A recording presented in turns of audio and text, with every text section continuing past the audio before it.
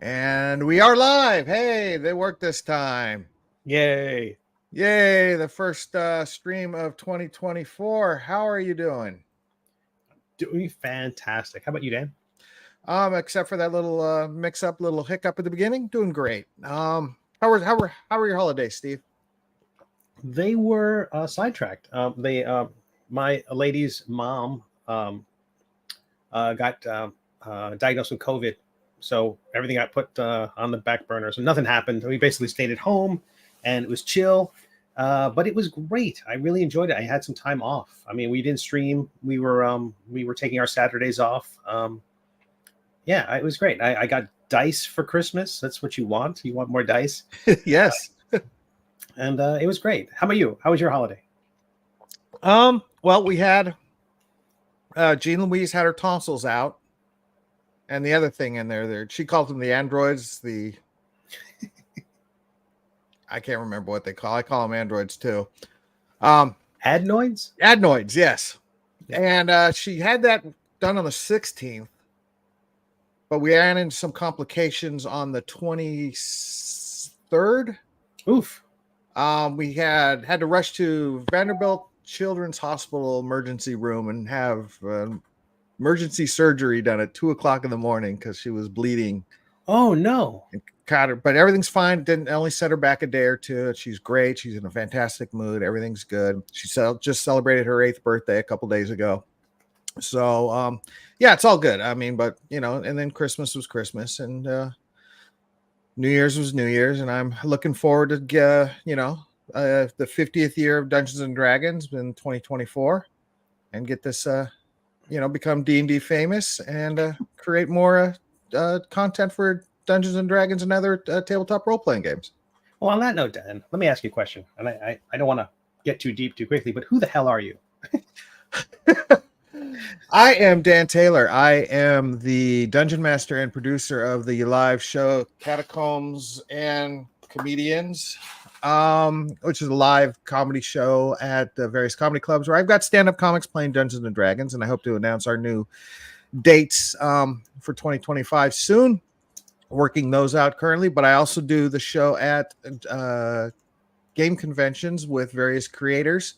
It's called Catacombs and Comedians Presents Catacombs and Creators. And next show we're doing that is at Gary Con in March. And then I also, like I said, create D&D and tabletop RPG content. Who the hell are you, Steve? I the hell am Steve Conley. I write and draw the webcomic The Middle Age, which you can read at middleagecomic.com. Episode 298 was just posted this week. And I also make RPG content. I make RPG books specifically for 5th edition. I've created Intoximancy, which is an ENnie nominee. Created Death Dealing. And most recently, we just finished up the campaign for the Prayer's Handbook, the Metadomain Cleric. And that campaign did very, very well. So that's who the hell I am. Yeah, it did do okay. Let me see what I got here. Find the right. Uh-oh.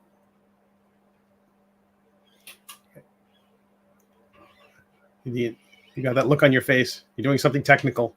I am doing something technical. There you go. Metadomain, a 4th wall bending cleric subclass for the 5e. Let's scroll down to the good part. Where is it? Look at that. 477 backers. That's more backers than I've had for any. This is my 9th Kickstarter. It's more backers than I've had for anything. It outdid the number of backers I had for my graphic novel, The Middle Age.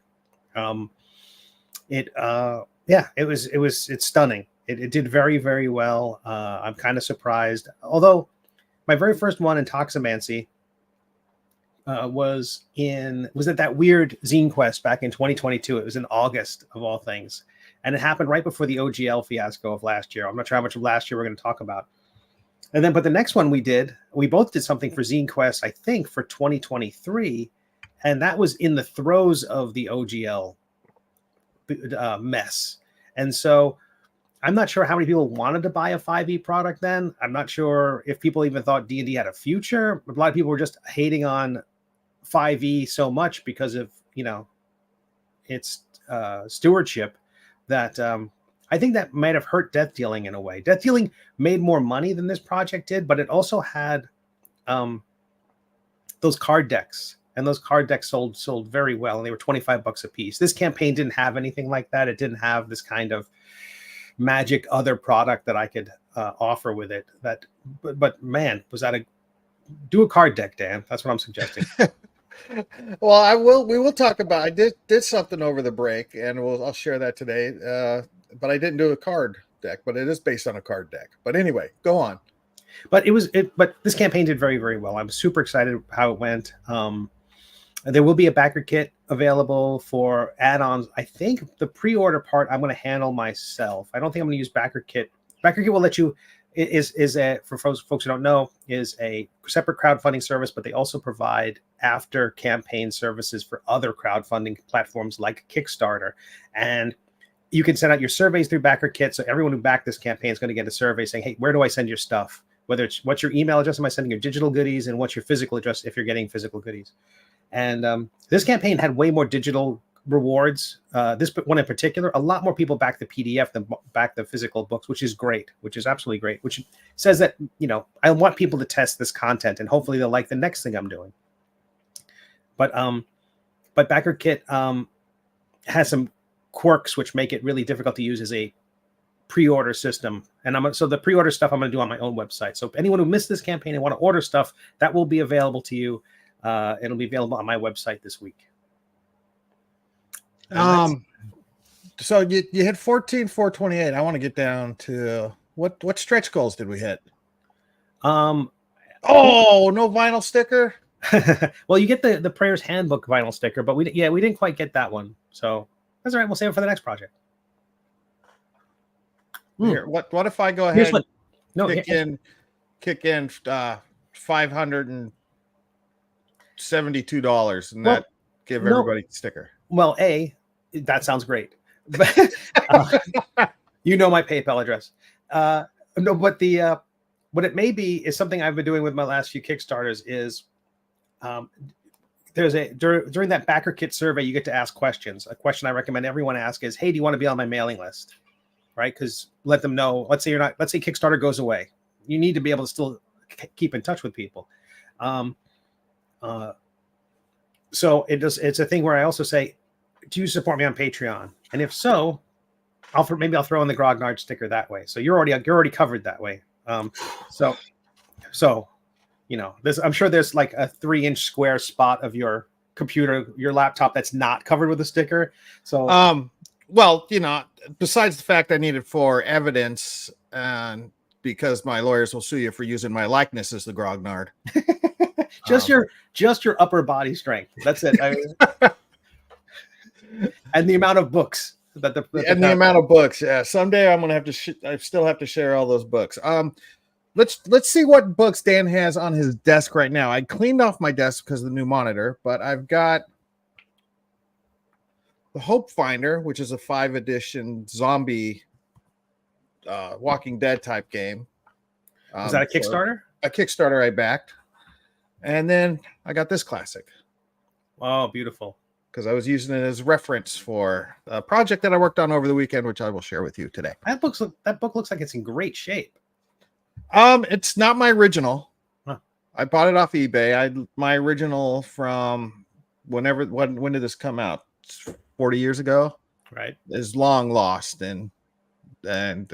but I'll blame my first wife for that being lost. But that's what they're for, right? But yeah, I had pulled this out because I was looking, the new deck of many things came out. Uh-huh. So that got me thinking, and you know what happens when I start thinking. It means I turn on another burner. Sure. Get time another time to make a logo. Buy a domain name. Mm-hmm. I didn't do all that, but let's see. Let me stop that. Move over here. So much going on. So much going on. And let me present. I made a zine over the break. Okay, excellent. Not a zine that I've been talking about making. No, why would you? No, Yeah. no. This Yeah. is a No, and guess what? I completed it. I started it and completed it. that's my favorite thing. That's pretty impressive for me. Um, so I came up with the Dirk of Many Stings. Okay. This is my deck of many things, but it's in the form of a dagger. Okay. I don't know why I thought this. I just like I came up with the name, so I figured I needed to waste 2 weeks working on this project. Maybe it was only a week, but here's what I've got. I've got the Dirk of many Stings, and you'll notice a black blade here. I'm pointing over here, like you can't even see it here. Has little marks on it. These are similar to the marks that you'll find on the deck of cards for the Deck of Many Things. There's all the legal information. Here's the history of it. 2 pages to talk about it. And then here's what you do. And you roll a d20 to get the result. And these marks are similar to the deck. Sun, Moon, Star, Throne, Key, Knight, Rogue, Void, Flame Skull, Uriel, Jester, etc. And each page is devoted to what it does, the upside and the downside. And I designed the book this way just so I can show off, each one. There's a lot, I could have condensed it and made it smaller, but I had fun designing this. And then there's my little ad, and then the wraparound cover when it's printed out. So there you go. Awesome. Dan, fantastic. Fantastic. Just a little thing. It's currently available on my Patreon for free because it's the first zine. So I just said, hey, come by my Patreon, and hopefully people like it enough that they say I should throw $3 at Dan a month to see if he makes more stuff. No other zines I make this year are going to be free. This is it. No, I originally thought of great. doing this as this will be my zine for, like the zine giveaway that we attended at Gamehole Con. I just want something funny, cheap, slap together, throw out to, offer. But now I think I got another idea for I want to do for Gary Con. So who knows what this will do. But it has been submitted to Drive Through RPG. It will be available at Drive Through RPG as soon as they say, hey, we like it. It's okay. And hot dog. Okay. Role-playing game. Technically, how the players find this dagger? How does one pick a card with a dagger? Do you stab yourself and pick a random result? No, when you hit it, and it explains it in the zine there. When you hit a target, you pierce a target, and now the dagger only does 1 point of damage, hence the name Sting. But depending on the die, the 20-sided die you roll, like let's say you rolled and you ended up getting the Ruin card. Now the Ruin card, all your items are gone, etc. in the Deck of Many Things. And mine, any physical, magical, or not weapons or piece of equipment possessed by the target you sting with the Dirk of Many Stings instantly vanishes. They cannot summon or use any weapon or equipment to attack you or defend themselves. So you basically make them unarmed. And that happens anytime you hit somebody, you roll a d20? Yeah, yes. Wow, that's awesome. And the downside, though, is all forms of wealth that you are currently carrying instantly vanish. So it's a good thing and a bad thing. Got it. Some are worse than others. Like the Void instantly sends you both off to locked into, things. Sure, I like saw the Star Trek episode. The flames here, you summon a Barb Devil to help you slay your target. But the downside is a powerful devil, the master of the lesser devil that you aided you, becomes your enemy. So it can do more role playing, adds more story and adventures and ideas to do the game. So anyway, that's it. It was kind of fun. Fantastic. That's awesome. Yeah. Congratulations. It was fun putting it together, and again, this is all clip art that I bought to do it. I just, checked, I found stuff and manipulated it and changed it and moved. So none of it is AI generated. But it's, produced on the cheap because I purchased generic art to, build it as I wished. That's what you're supposed to do. I mean, if people make generic clip art for available and you can buy it or you license it, then that's what you do. And that's what they wanted. They wanted someone to use it for $5, and you paid whatever it was. And it's the AI part's just like, to me, it's like one of the biggest grievances I have against Kickstarter is that they still allow AI stuff. That was one of the things I think this campaign could have done much better. Because normally when you're doing a Kickstarter, you try to cross promote with other live Kickstarters, active Kickstarters, hopefully ones that are in the same space, in the same tonal area. Like if mine's lighthearted, I want to me pointing people at a eldritch horror story is less likely to be a good crossover. It's like trailers before a movie. You want to have something that appeals to the same audience. And simply that it involves rolling dice is not enough of a commonality. So this time around, there was some, but almost all of them used AI, and I'm not going to promote that stuff. I hate that it's on Kickstarter. I mean, the idea that you don't want to pay people for their work, but you want to get money for yours is horseshit. We're not going to get demonetized, are we? It's absolute horseshit that you don't want to pay people for work, but you want to get paid for it. Like if you use AI and you make the stuff free, I kind of am like, that's less sinful on the curve. Like, but if you're going to charge people for it, you're absolutely a hypocrite. So I'm not a fan. So I couldn't cross promote with many projects, but I was very proud to say that the ones I did share, these don't use AI. And but I don't know. It was really interesting. One of them that approached me, and they had like 200 something backers, and they're doing very well. I would love to have appealed to those 200 people. Tonally, it would have been a good match. It was a 5e project. Mine was a 5e project. And they weren't charging for shipping on theirs. They said all our shipping afterwards will be done on BackerKit, but BackerKit doesn't allow AI. So I don't know. Maybe BackerKit's just prohibiting it on the stuff that's exclusively a campaign that's hosted by BackerKit, not the after service. Maybe the after service doesn't have that restriction, but it'd be crazy if they can't use another service to handle their shipping request. And do you think that these people with this crowdfunding project, do you think they even researched it to see, oh, maybe we'll see? I don't know. No, I doubt it. They just went, well, they won't, we'll just use it. And the requirement of having art on your project used to be a barrier to entry. Like people might have something, but it wouldn't get any attention because the thumbnail, and when you're looking at web graphics, almost always you're looking at, you're squinting to see this tiny little picture of what the thing is. And that's, specifically on Amazon, a book cover can look really good when it's the size of a postage stamp. You don't know if fingers are missing or jaws are misaligned or something like that. But with Kickstarter, that barrier to entry is gone. Now anybody can just grab a AI to produce a striking image, and they are striking. They are always at a glance quite eye-catching. Then you look at them and they just, they kind of fall right into the uncanny valley. But yeah, I don't know. It's interesting because what it does is it dilutes the market.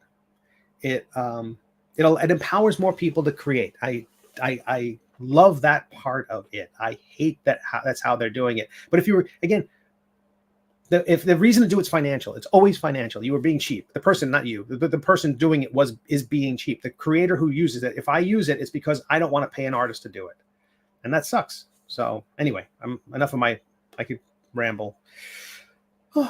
So, but I'm so excited for that. I'm so glad you finished that particular zine. I love that you have added it to your library of completed projects, the Dan Taylor library, because they're so few and far between. Well, we talked about that. That's part of this, is that you have many muses, and they're always, and you're like, wait, what? Squirrel. You have that kind of like, and the thing is, you get tickled by something, and you're like, well, that doesn't fit within the current project that's in front of me right now, but it's such a good idea, and you recognize it. It's a hard impulse to fight, to not go, I should go and I should do that instead. It's like, I don't know, fighting that temptation is tremendous. So awesome. Congratulations. Most people lost ground during the holidays and you gained ground. That's great. Yeah. Well, I wanted to come out in the new year.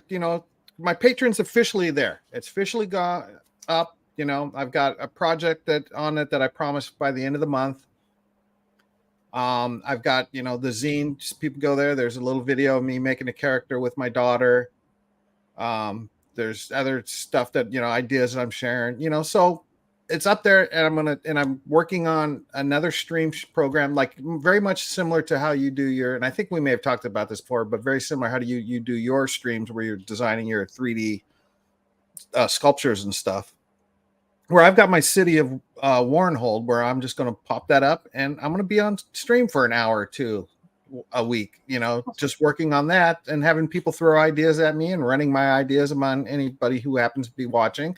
And we're going to jump all over the place. I'm not going to start on the east side of the map and work my way. And I'm like, oh, I want to work on the dangerous alley today. I want to work on the barracks of the city guards today. I want to work on, the market square today. I just want to come up with an NPC who lives in this one little hut on the edge of the city, That's nice. So I'm going to jump all over the place, and hopefully by the end of the year, we'll have a neat little,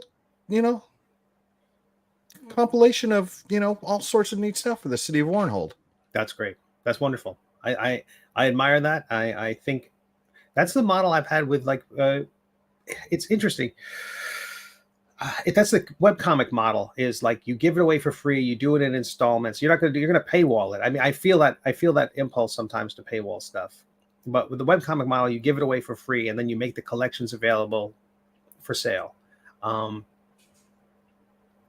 been thinking this year about, and I've started doing a couple of them, of just doing stuff like that, like creating like single page giveaway material and producing it for RPG stuff in a, just simple giveaway format, and then have a collection of it. Now, I mean, people are like, well, why would they pay for it if it's all for free? I'm like, I think people want to have it on a shelf. And if your production values are good, I think people want it too. It's like the Shadow Dark art PNG file. I'm sorry, PNG. All that material could be online, but that book is gorgeous, and you want to have that book. So I feel like there's a,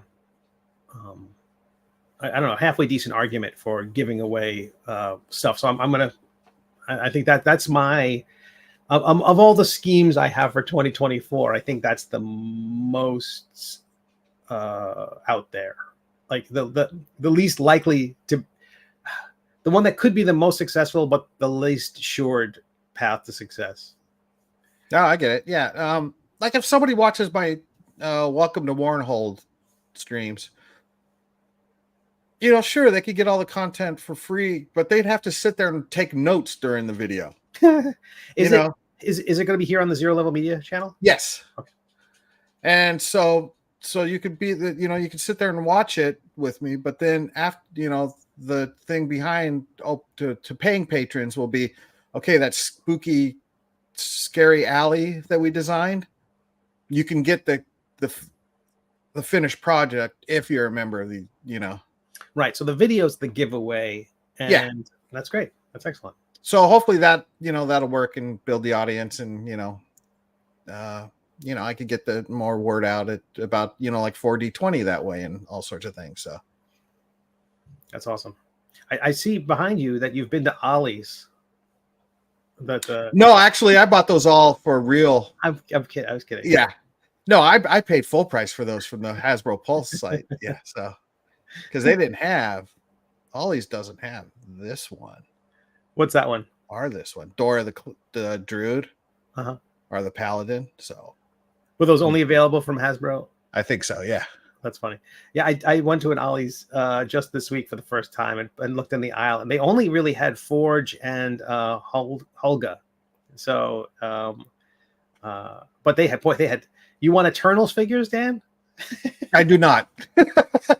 They have a lot of Eternals figures. If you want the whole team, you can pick them up for a song. That's the one Marvel movie I never watched.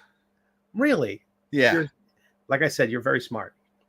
I just finished Loki season 2 last night. I enjoyed it. It was all right. I didn't know what the hell was going on for the first 3 episodes. It was very, as a storyteller, I think I may have done it different, but maybe that's what they were going for. But I liked how it, I was satisfied with the ending, because I watched the last 3 episodes in one sitting last night, so it had me. That's great. But yeah, we'll see. I don't know how much Marvel Cinematic Universe I have left in me. If they lose you, Dan, what hope do they have? Yeah, I don't know either. I at the Star Wars on Disney as well. I got like 4 episodes into Ahsoka, and I'm like, I was tired of waiting for stuff to happen. Every episode had something that happened, and something that should empirically have been exciting, but was not because I didn't care about the characters or I didn't know who the characters were. Like they spend no time introducing who these people are. They just show up, they stand around, they're very imposing, but you don't know why should I care about any of these people? If there was no tell me anything about them. And anyway, so I don't know. But I wanted to talk about something today, which was that apparently, Dan, it's the end of the golden age of TTRPGs. I skimmed that. Yes. So it's all over. Yeah. So I guess we need to talk about something else. Yeah. What do we turn this channel into next week? I did read the essay or the Twitter thread that the person. I read it on Facebook. Oh, did you? Yeah. What was your takeaway from it? They're wrong. There you go. The end of the golden age of. I mean, what? Tell me what you thought the guy's point was. I thought they were saying that the golden age was 5th edition came out. It was an improvement. The community considered by the community by and large as an improvement. The inclusion of the I guess the resurgence of the open game license, which was available as part of 3, was not part of 4. So 5 comes out, everybody seems to like it. It's got the OGL again, and now everyone's playing it. Even Critical Role, which starts with as legend would have it, started in Pathfinder and then went to 5e pretty quickly. We had this huge influx of people playing the game. COVID and Zoom and all that helped. Yay, COVID. All that happens, and we have this huge influx of people playing D&D, Stranger Things, etc.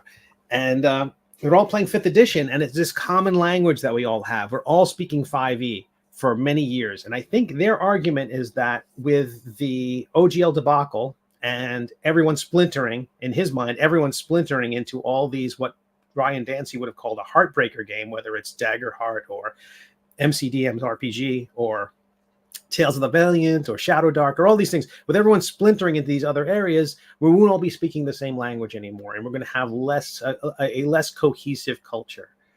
And that all falls at the feet of Hasbro, because we were all speaking this language, happy to be speaking this language, and they did the thing that everyone was afraid of, which was they took it away from us, and suddenly we thought we wouldn't be allowed to speak this language anymore.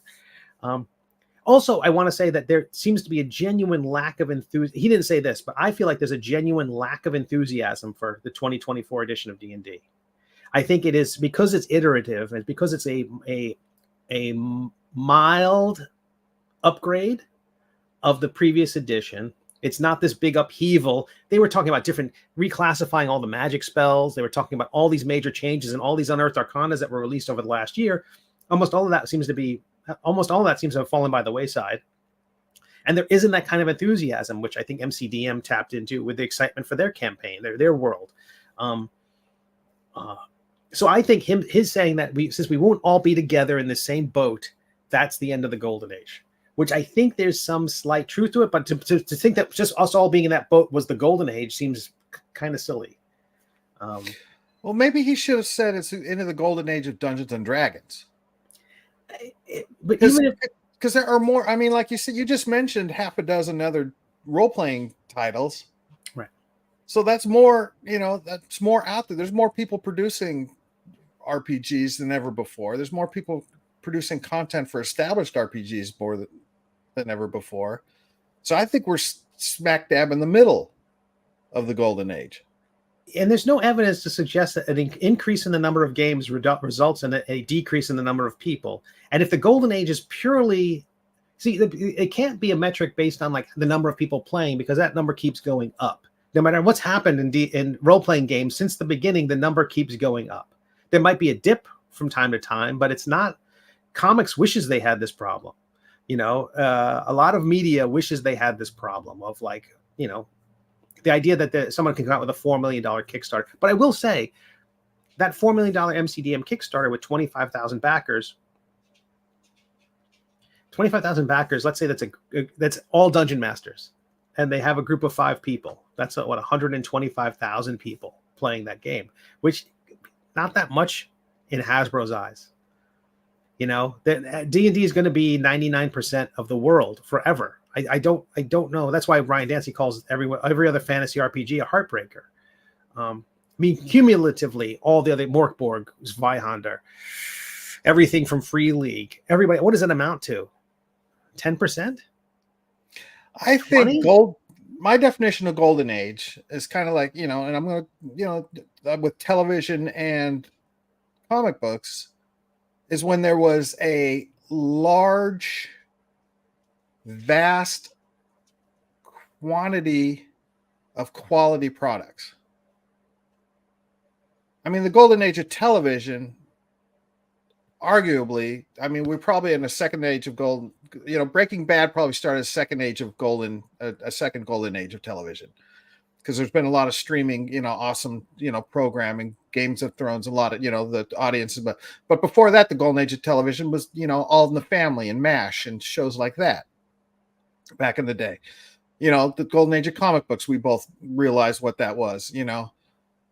So I think the fact that we are very much in either, I mean, back in late 80s, early 90s, I worked in a game store where we had a whole wall dedicated to role-playing games. And it just wasn't Dungeons and Dragons. It was all sorts of different titles.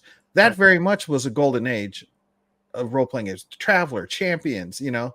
Sure. All these various games. And where we are now, with all these new games coming out, you know, single people come creating these quality games that get, if not huge followings, very vocal, loud, enthusiastic followings.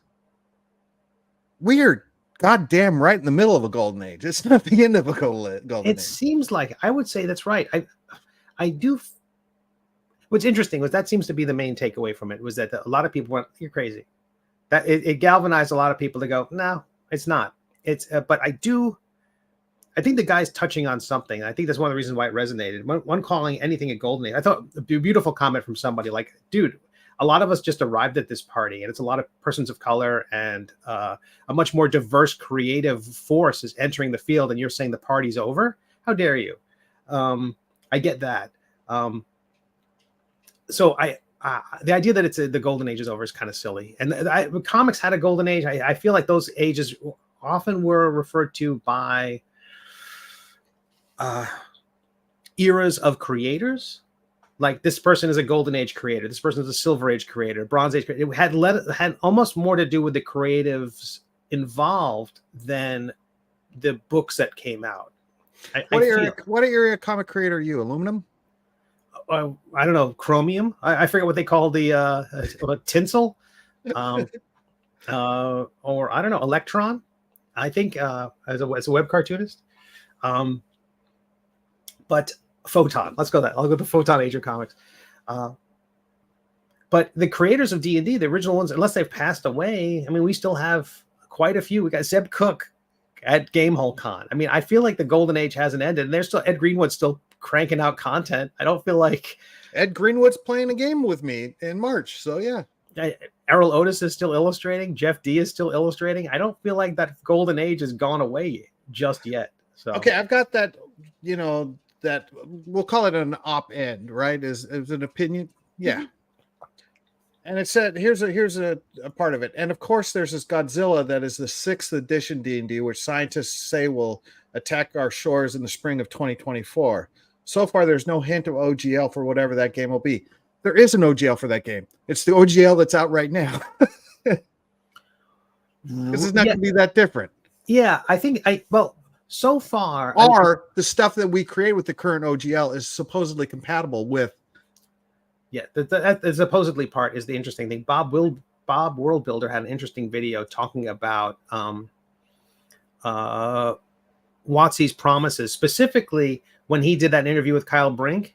Kyle had a bunch of, I say Kyle, we're buds. Mr. Brink had a bunch of kind of promises, things that he said, forward-looking statements, I'm sure as his lawyers would refer to it, things that he said that Wizards and Hasbro was going to make available, like making it available in other languages, making the OGL or a creative, putting the previous editions, having SRDs of previous editions available in the Creative Commons. There's tons of things that they promised at the time and just haven't come to pass. And including putting whatever this new thing, he's calling it 6th edition. People have called it 5.5, 2024. That's the dumbest. That's one of the reasons why I think there's a lack of enthusiasm for this thing. Is it doesn't even have a name. It does. It's just Dungeons and Dragons. Yeah, we've been playing that. Hey, Star Wars is coming out. Yeah, I've seen it. You know what I mean? It's like you have to give it a new. You got to give us anything. Give it a New Hope. Dungeons and Dragons : A New Hope. Release a new. I mean, like I've been buying D&D books. I will buy this D&D book. Oh, I don't know. I don't need it to be called. I don't need it to be called another edition to get excited about. But are you excited about the gameplay? Are you excited about the? Are you excited? Okay, let me ask you. Are you excited about this? Yes. Talk to me about that. What is it about that that's exciting you? Except, I mean, a new book's coming out. That's part of my excitement. From what I have heard, and this is from, Chris Perkins, not talking to me exclusively, but at panels and such, or videos or interviews which I've seen him.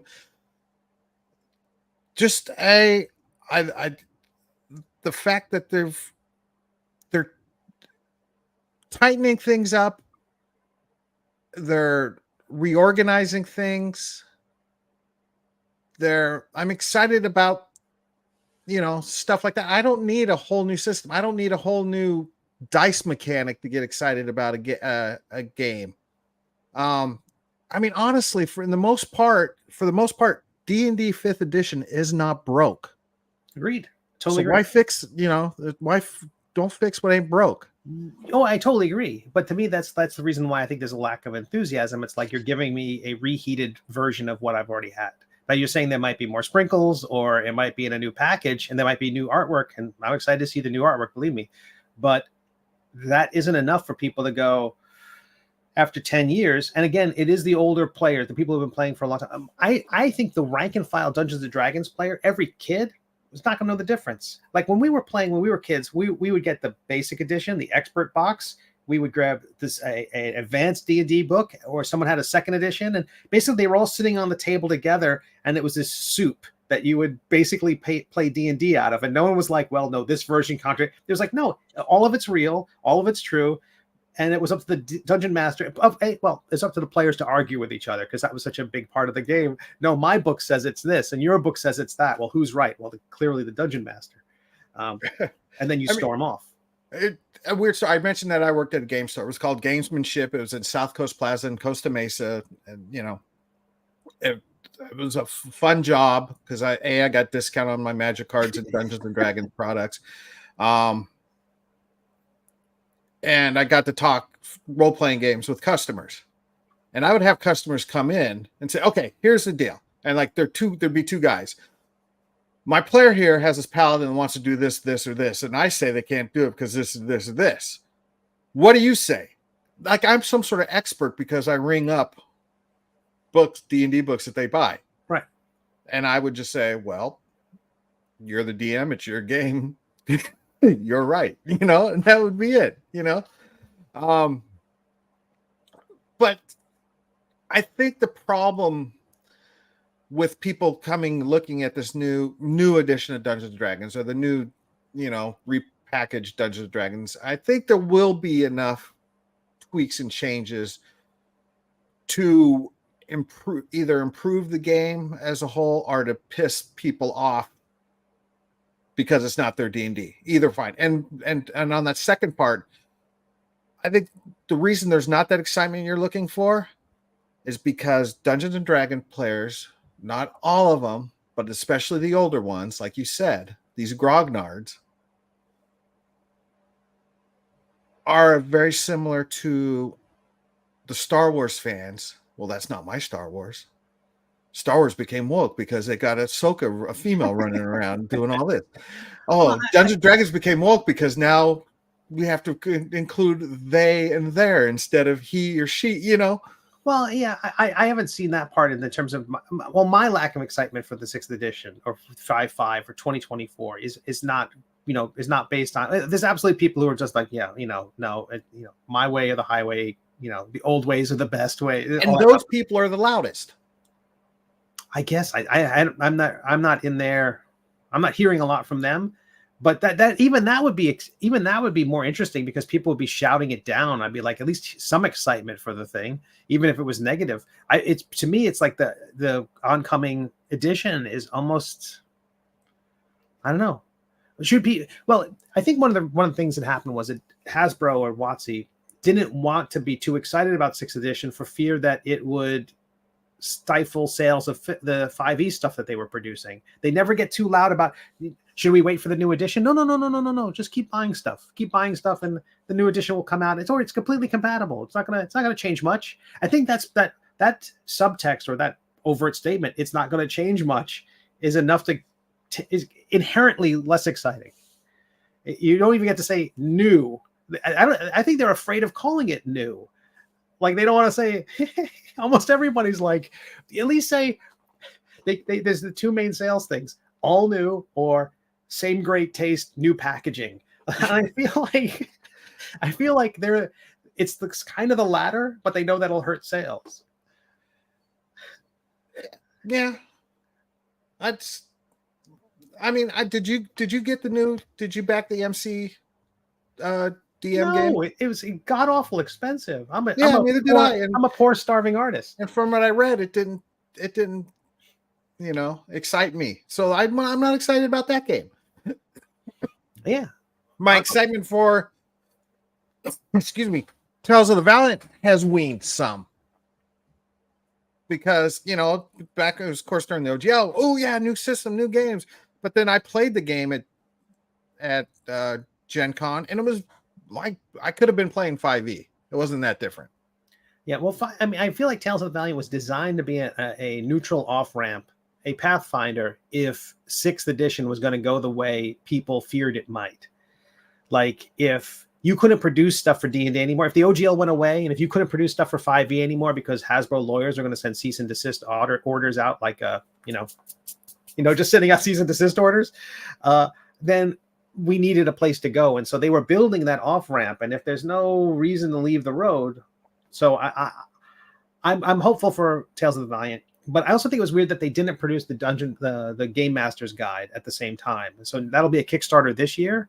That'll be a real metric if you compare, not in terms of order numbers, because people who order the Game Master's Guide will also get the Player's Handbook and the Monster Book. It'll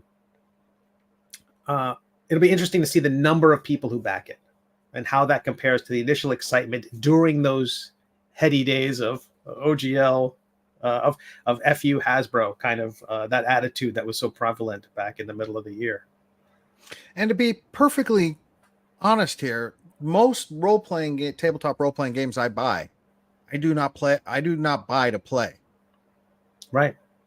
I buy to be entertained with the reading, because I get excited about reading how games work, new systems and I love fluff. I love how people incorporate new fluff into their worlds and stuff like that. So I mean, I don't know where I'm going with that, but no, I think that's fair. I think, and the number of people who support MCDM's book, a lot of them are people who love Matt Colville and appreciate all the hard work he's done all of these years, and they also want to read it because how many of them are game developers themselves and want to see what MCDM's cooked up? There's a lot of it. I'm not sure if 25,000 tables will be playing the MCDM RPG. I also think that's a placeholder title. I don't think that's the final title. I mean, I have no idea. But I don't know how many of those people are actually going to get to play the game. But who knows? If people dig it, then they'll dig it, and it might be an offshoot that like Mork Borger's Zweihander or everything Free League's doing, that people sit around and play. Yeah, I mean, if I created something that had the success of Morkborg, I'd be very happy. At the end of the day, I hate to say that phrase, but when you're going to try to get a group together, it's going to be like, okay, who wants to play what? And the game people will know how to play is 5e. They've watched Critical Role do it for 5 years. They know how to play 5th edition. And so when you try to, if you have tables at your game store and you say we're going to play D&D on this table, we're going to play Zweihander on this table, Morkborg on this table, Traveler on this table, the D&D table is going to be full, and the other tables are going to have one person there. It's just what do you know? Yeah, no, and I may be a Dungeons and Dragons homer, but I love the game. I love the I love when I first played in 1977, and I love the game now. So there's no reason for me to be apprehensive about what they have cooking to come out this spring, summer. Sure. You got the tattoo. You're a writer's guy. I got the tattoo just a couple weeks ago. So are there Fraley is good to see you, Fraley. This brings up a question or point that I think a lot of DMs now have hybrid systems that they run a little bit of this, a little bit of that. Are there features from previous editions of Dungeons and Dragons that you incorporate into Catacombs and Comedians? Something that might be counter to 5e? I don't think so. Right. Here, okay, unless I can state it this way. There's a lot of stuff in 5e that didn't exist in earlier editions that I just don't bother using. Does that make sense? Yeah, absolutely. Yeah. So there, and that way, there you go. I still play. Do you have an example of that? Like bonus actions or like bonus actions is something I always forget, But unless if the player reminds me, as a dungeon master, my creatures hardly ever take their bonus actions just because I forget about them. Right. So in my hybrid game of D&D, it's not. I don't use 5e as written with all the rules. I play it in a way that is very familiar and similar to the way I played it over the last 45 years. Right. I like that answer. I think so do I. Your players like it, so that's what matters, right? I think that's the main thing. As long as the players, and that's just it. The players have to kind of have an agreement as to what are we playing before they sit down, and that's one of the reasons why 5th edition is so popular. Is that people are like, well, I know how to play that. They might not be their favorite game. I was running an ad for Metadomain, or it was an ad for Intoximancy, something like that on Facebook, and one comment was, "This looks great, except it's for sorry for the blue language, except for horseshit 5e." Like they just angry. Like you imagine, like you see an ad and you're like, "I'm going to type a response to this," and you get down and you start to like, just really. See, and that's why I think this guy wrote that op-ed is because he's reading those posts. Because those are the posts that get out there. But if my post that says I love 5e and everything about it, nobody is, going, yeah. The idea is that there's not going to be a perfect game system. The idea that often I feel like people are like, well, I really want to play Alien, but none of my group wants to play the Alien. They just want to play 5th edition. And that builds up a resentment toward the thing that everyone else wants to play. And you really want to play, I really want to play the Aliens game or Blade Runner or Blades in the Dark. And nobody wants to, everyone wants to just run around as elves or tieflings. And there's just a bunch of angry dungeon masters. No, it's like with television. All those people say, I never watched Friends. Are you kidding me? I would never watch Friends. Friends was the most popular show on television for decades. Yeah. People watched it. Get over yourself, I enjoy Friends. Yeah, I missed it when it was first on. But I've watched it since. I get it. I can see why there's absolutely genuinely funny characters and scenes and episodes. But I'm not going to get on and say, Friends is such a horrible show compared to Seinfeld. There's also a tendency of people to go, this or that sucks because I don't like it, and and they don't feel comfortable saying I don't like it. They don't feel comfortable saying you can't.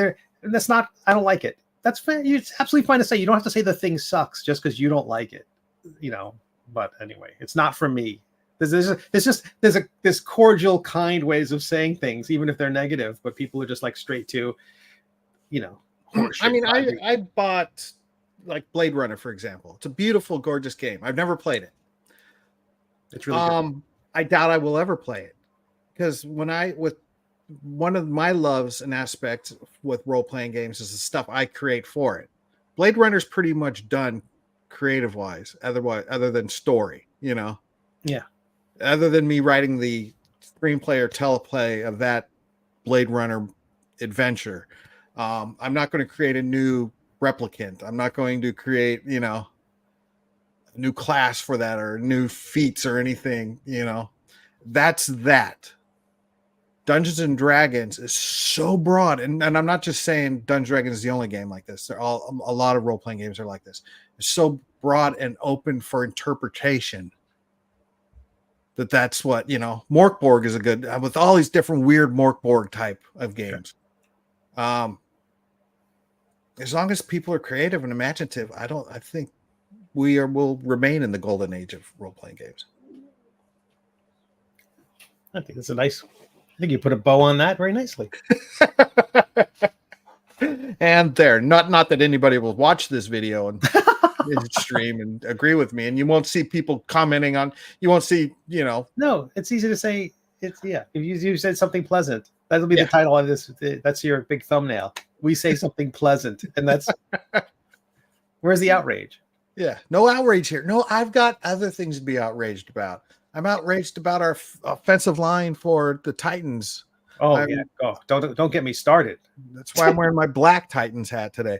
Tomorrow's the last game, by the way, for the season. So, oh no, I'm outraged. I'm outraged about the guy in my district who's on the school board because I think he's an idiot and he's doing horrible things to our school. I've got other things to be outraged about. Boo that guy. I got other things to be outraged about than what role-playing game I spend my time on. Dan, I really think you need to recalibrate. You need to be, and that's all. That's an easy thing, though. I try not to fall. I feel like that's sometimes a trap where you're like, well, you can't get upset about that because there's so many other more important things to be upset about. It's like that's there's at some point we're going to find ourselves, in the Middle East. We're gonna have our conversations. Going to be like, oh yeah, things are bad there, and like we're gonna have to find our ways. There's kids starving here. I am currently upset about the black nail polish on your fingers. It's actually it matches my I have kind of a my lady and I got engaged, and oh well, congratulations. And way to bury the lead. Wait, what happened to you over the last month? No, that was in October. I rarely talk about me. I talk about the stuff I make. So me is nothing. Me is you're engaged. You're engaged, and now she makes you color your fingernails. No, not makes me. I just went and was getting my nails. I'm a nail biter. I fidget all the time. What's that? I am too. And it was like I thought. So she went in. She was going to get a manicure. And I'm like, I'm going to get a manicure. I'm like, okay, that'll clean things up. And I'm like, color. I'm like, yes, because now so far I've stopped because it's like I don't want to mess this up. I mean, it's not like I'm not going to like, oh, I don't want to chip a nail. It's like I'm still doing like housework, but it is. This is a digression for the exact reason why I don't talk about myself. But it was like I've been actually taking care of myself, so that's kind of nice. But also, I grew up in the 80s, Dan. Didn't you? Didn't half your high school class have like nail polish and eyeliner and clothespins going through their ears? Yeah, but that was different. Was it? You're a middle-aged man, Steve Conley. What are you doing? But I'm a pretty middle-aged man, and I'm getting prettier, Dan. So, and if it makes you uncomfortable, that's just a bonus. There you go. All right. Anything else? I tried to get a guest today, but it didn't work out. So hopefully we'll have a guest soon. And we can see what they think about your nail polish. So now I can't remove it because you'll think I've taken it off because of peer pressure. So now it's like now, oh man, I'm screwed either way. So I'm hoping for the eyeliner next week. I don't think so. That's too much work. I like this. This is set it and forget it. I cannot wear fingernail polish because it makes my fingernails feel like they're sweating. Okay, so you have a practical reason. So I've tried it, and it makes you feel like they're sweating. Yeah, it just feels like they're sweating underneath the polish. I'm sure that's not what's happening, but no.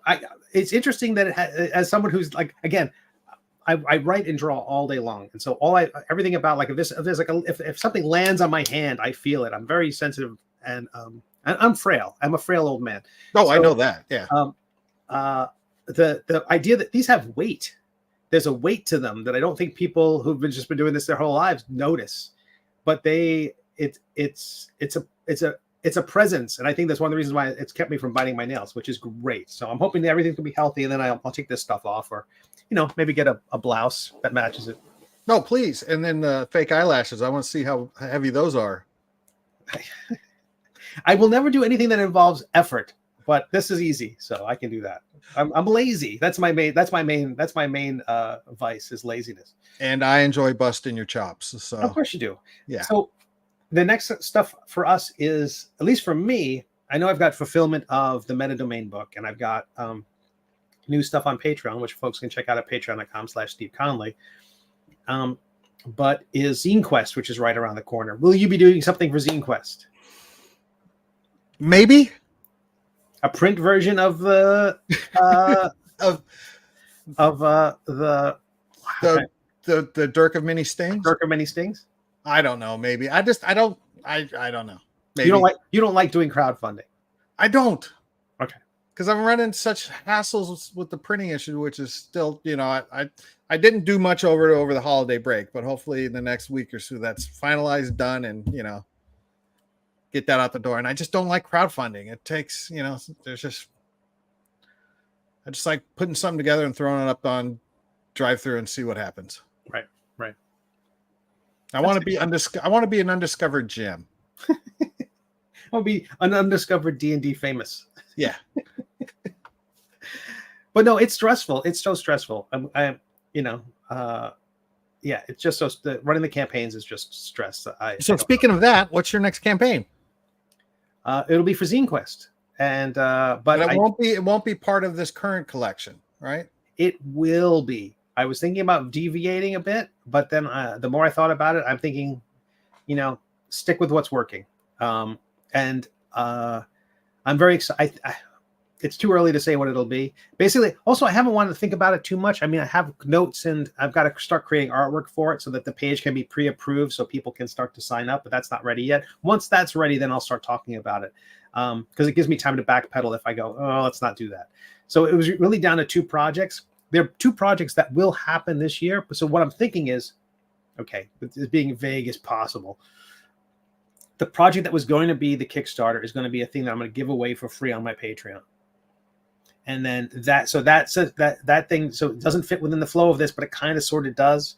But stick with the kind of variations on the subclass books I've been doing because I can wrap my head around them. They're not too ambitious. The other one was going to be like 100 pages and much, a big fat zine or maybe multiple zines that would come out as a kit, like really swing for the fences stuff. And I'm like, I'm not there yet. I want to keep taking my little baby steps and grow my inventory. So next time, and hopefully by the 15th, there's going to be an invitation for people to sign up for Gamehole Con, and I'm going to apply for a table and, nail, brightly colored fingers crossed, I will be able to get a spot. I think you're in. Fingers crossed. Fingers crossed. So you'll tell me offline what the next thing is? Sure. Okay. Sure. Yeah. And then I'll tell everybody? Sure. Sure. Yeah. Got your scoop here, I don't know why it's the doink of many things. I don't know why I want to tell you about it. Why he turned into, James Cagney all of a sudden, but what? Okay. I think we're done, right? Well, we're done. We've been done. We talked about nail polish. This year is over. And the Titans, 2 things neither of us understand. And it's the end of the golden age of. Yeah. Well, no, you've said it isn't, so we can keep working. I was afraid that it was. If you had said it was over, then this was going to be the last episode, or we're just going to pack up shop and go back to comics. We're going to prove this guy wrong. What? Mm-hmm. We're going to prove Ben Riggs wrong. The golden age is alive and well. I think so. But there's a lot of there's always a lot of money in end of the world stuff. So whatever. And then we'll just make it all post-apocalyptic. People like that. Sure. Oh, I got a crazy post-apocalyptic RPG idea that I'm going to share with you eventually. What about your crypto? It's still there. Okay. All right. I'm a man of 1,000 ideas. Uh-huh. Yeah. All right. All right, Steve. So go check out where and you On what? Where am me and what? If you go to steveconley.com, you can find my webcomics, and you can find my web shop where I've got all my TTRPG stuff. You also find me at patreon.com/steveconley, and you can check out Intoximancy at intoximancy.com. And I got my new Patreon up. It's at patreon.com/0, the numeral 0, LVL media. Or you go to zerolevelmedia.com, it takes you there as well. And be on the lookout for stuff popping up on Drive-Thru RPG soon, and announcements. There's like a Facebook event page now for the Gen Con show for Catacombs and Comedians. Tickets for that will go on sale in April because it's the venue handling that, so I have no say on when or how or where. Hopefully I'll have new Nashville dates to announce soon, and the podcast Ventures is coming out. I had one of my comics dropped out, so rather than try to find another comic, I'm going to go with 3 instead of 4. That means we can have guests later, and it's also easier to schedule with 3 people as opposed to 4 people. Awesome. And I think I've got a new artist for Catacombs and Comedians. Hopefully I'll get some of that art this weekend, and I'll be able to talk about that more next week. So yeah, there's a lot. There was not a dull moment those last couple of weeks. All sorts of shit going down. It's awesome. Yeah. So until next week, everybody, enjoy the golden age of role-playing games, and may you all make all your saving throws.